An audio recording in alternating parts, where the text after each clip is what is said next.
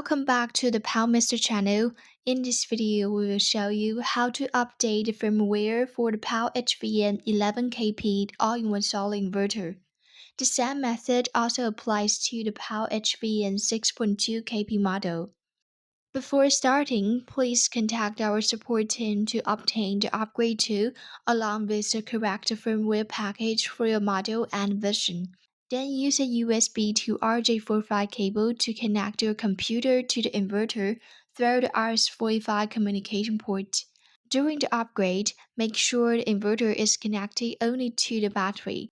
It should remain powered on, but it must not switch into the inverter mode.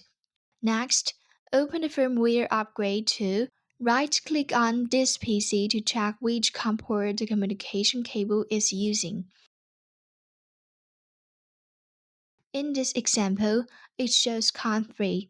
If your computer has multiple USB devices connected, unplugging and reconnecting the cable can help you confirm the correct COM port.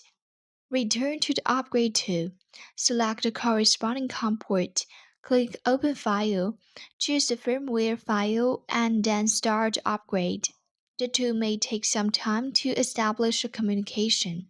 If the connection times out, simply close the upgrade tool, reopen it, and repeat the same steps.